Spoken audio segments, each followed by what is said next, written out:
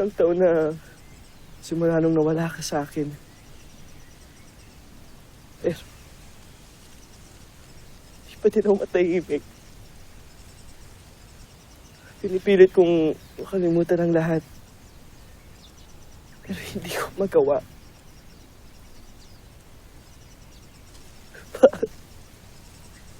Please. Help me.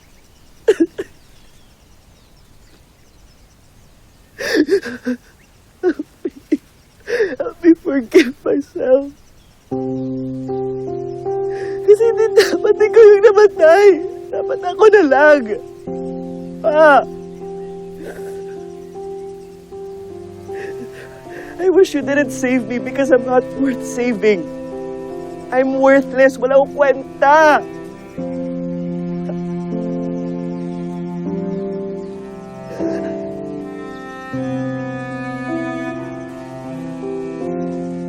I'm really sorry.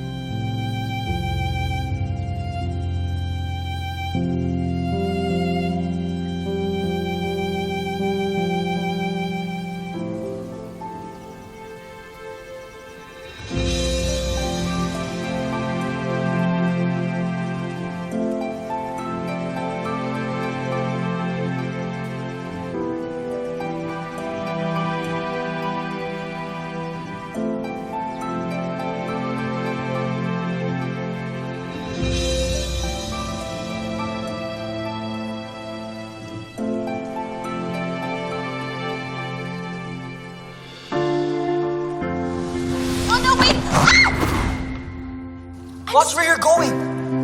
Bulag ka ba o hindi ka lang tumitingin sa dinadaanan mo?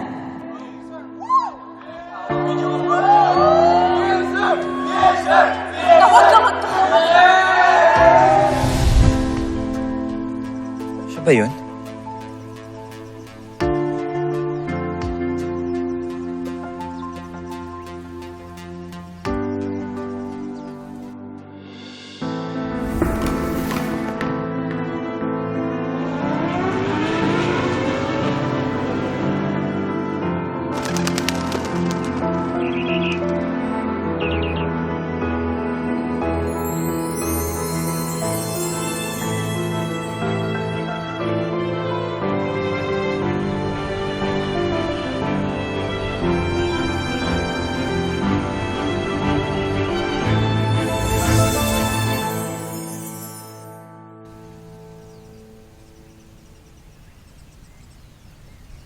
Talaga ba?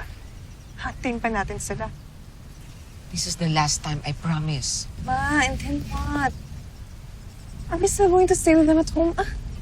Alam mo namang, matagal ko na kinakahiya yung si Nono and never ko pinangarap na mag-ati-atian subdermal na yan forever. Eh, sino ba may gustong makasama pa? Ang magkapatid na yan. Like you. Matagal na rin ako nagtitiis sa kanila dahil kay Tony. So paano nga natin sila may at pwera? Madali na yun. Ang pinoproblema ko ngayon, ilang araw na nagpapadala ng eviction notice yung bangko. Eh, kailangan natin makaalis ng bahay bago pa tayo mapalayas.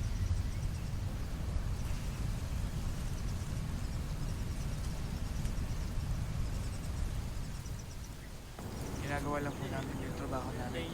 Meron po kami kailangan yan. Oo, sige. Sige.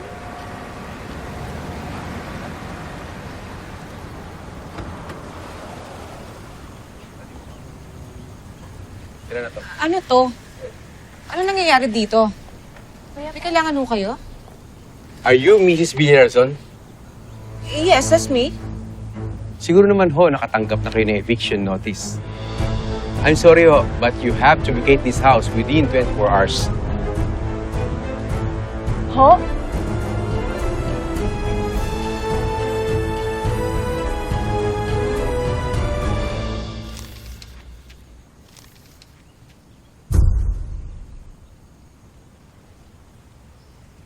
can you give us some more time? We had a really rough year. Alam niyo naman ho sigurong kamamatay lang ng Tony, yung asawa ko. And this house, it's all we have right now. I'm sorry, Mrs. Villarazon. We can't give any more time to you. We have already sent you sufficient notices. Sana noon pa ito inasikaso ng husband nyo, pero hinayaan niya lang. I'm really sorry. Sir, wala po kasi kaming malilipatan. Pwede naman po kami bigyan ng palugit. We've already given you months of extension. Lahat ng gamit sa loob ng bahay, pati mga sasakyan, kasamang kukuhanin ng bangko. Wala ho kayo madadala na kahit anumang gamit, mga damit lang at maliliit na bagay.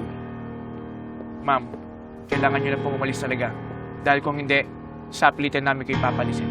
Oo. O pati itong painting ko kasama. Ano ba? Dahan-dahan nga, baka magasgas, dahan-dahan. Alam mo ba kung magkano yan, ha? Sandali, iwan niyo na to, please. Iwan niyo na to. Okay. Ano ba? Sandali. Iwan mo na to. Ano yan? Pwede ba naman yan? Pwede ba tawad? Dahan-dahan mo na, hostess yan.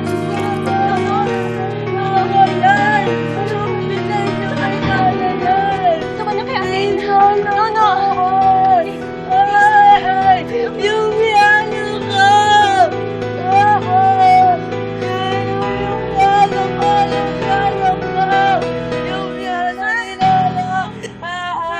Baka po pwede bigyan niyo kami kahit isang linggo man lang. Wala na po kami kamag-anak na malapit dito.